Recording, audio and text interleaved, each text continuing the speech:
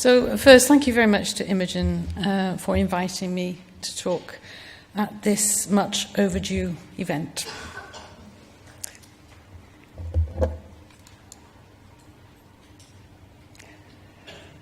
So I'm going to talk about the NICE Clinical Melanoma Guideline, and I was the clinical lead for this, which sat between 2013 and 2015. And I'm going to quote extracts from the guideline, and those extracts have been defined by a lot of people, and we considered each word very, very carefully. So I must repeat that verbatim, and then I'll say some things that are my own comments on the guideline. So it's a sort of disclaimer.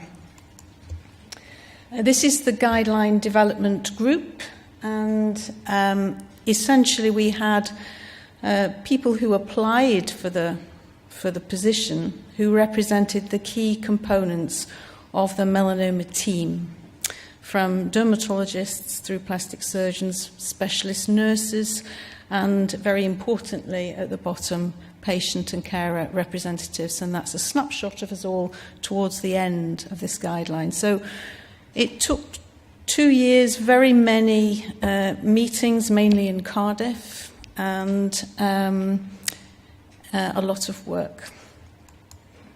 The principles of the NICE guidelines, of NICE generally, are about transparency and about lack of conflict of interest. So all the participants have to declare anything that could remotely be considered a conflict of interest.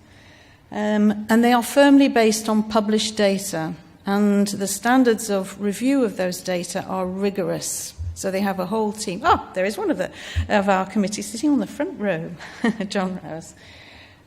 So we go through a lot of data. It's reviewed by specialists and then by the committee. We cannot consider anything that isn't considered to be scientifically of high standard, and we cannot consider things that are not yet published. It's a democracy, so everyone has an equal role to play in the committee, and cost effectiveness is important for selected topics. And the expertise across the table was very strong, but we had expert witnesses where necessary.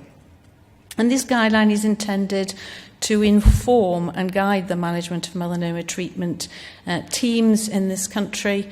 But NICE has an international reputation, and therefore it has impact actually internationally on what is considered appropriate to do. NICE uses specific terms, so that it uses the term do or don't when the evidence is strong.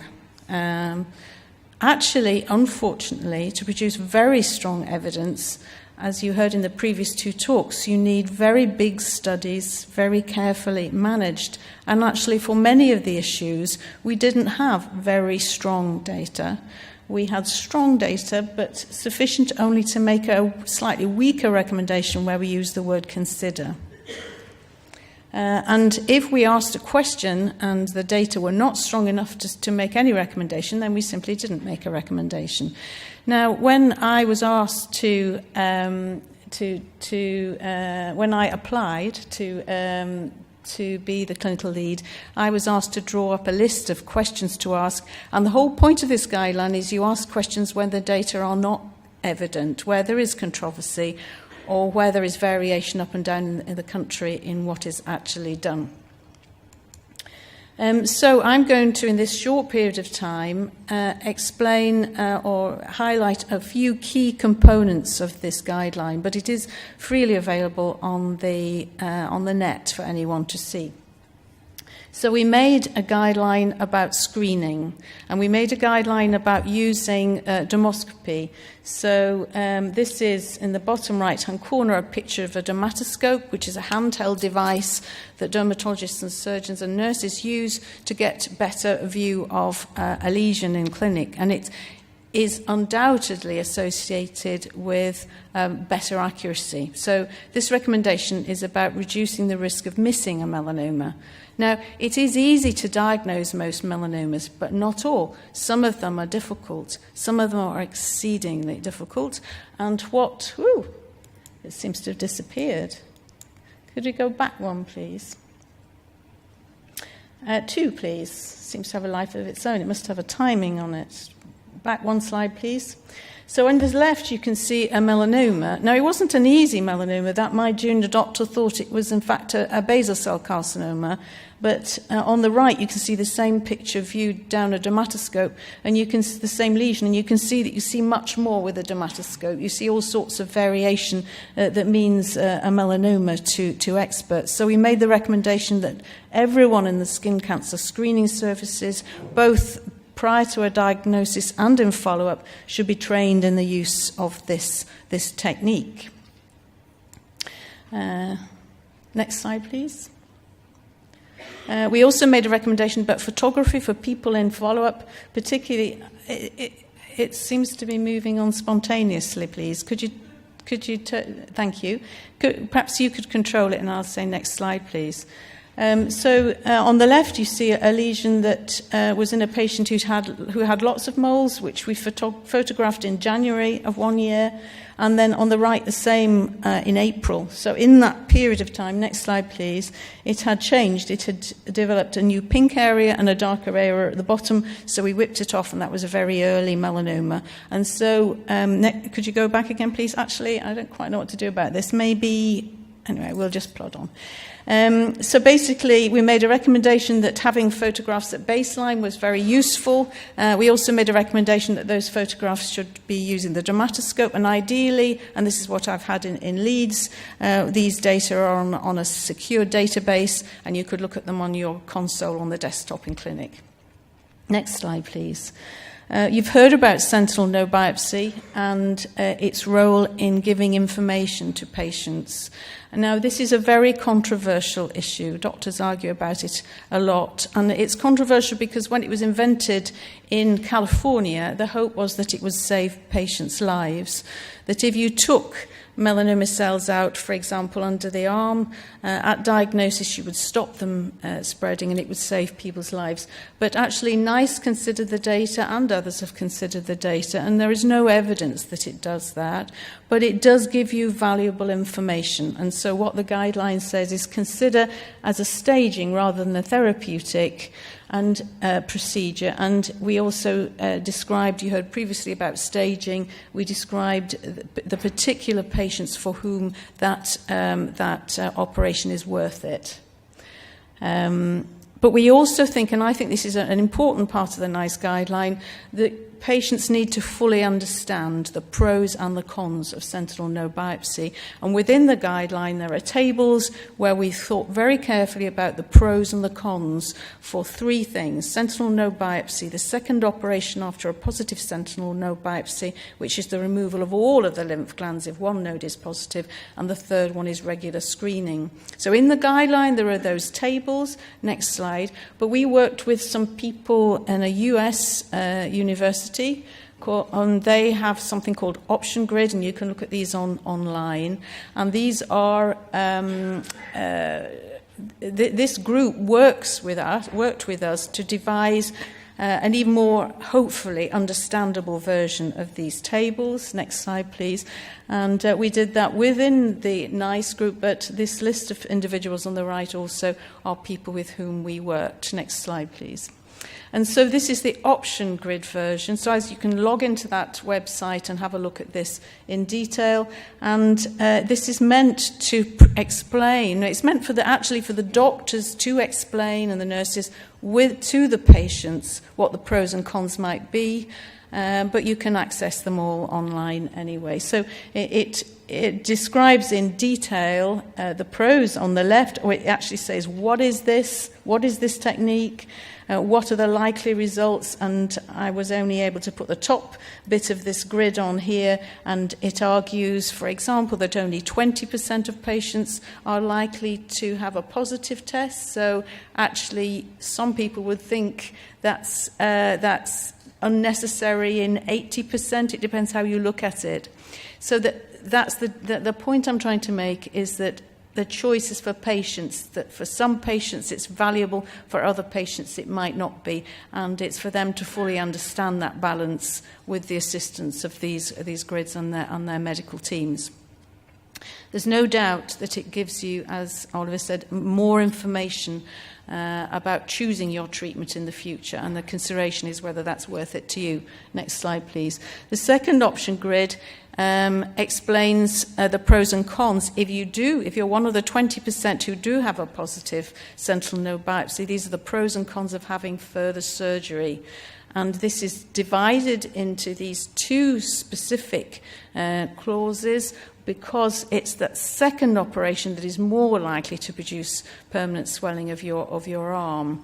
So, as Oliver said, also there are benefits to having that last surgery if you're one of another 20% that happens then subsequently to develop a lump. So pros and cons, and you need the detail to make the decision.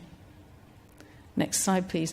The third option grid, this is the slide, yes. The third option grid is about regular screening.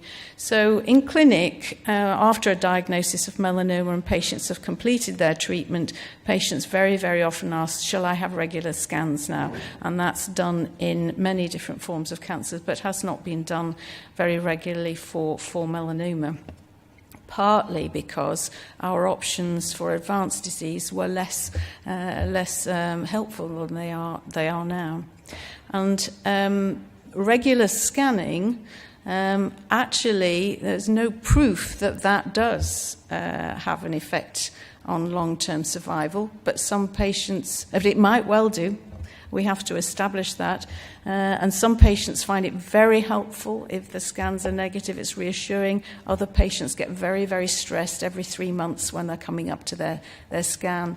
And it's a radiation dose which has some potential problems over time. So this grid explains the pros and cons, and NICE hopes that doctors in follow-up will take the patients through the pros and cons, and they can make the decision for themselves. What it says at the top is that we suggested this should be done essentially for patients who have a significant risk of having further trouble, not for everybody, and so the AJCC staging groups are specified at the top. Next slide, please. Those were the most controversial areas, the most difficult to explain. The rest of the recommendations, I hope, were a bit more straightforward. We made particular points about follow-up of disease. Most countries specify 5 years follow-up when someone's had a melanoma, a primary melanoma.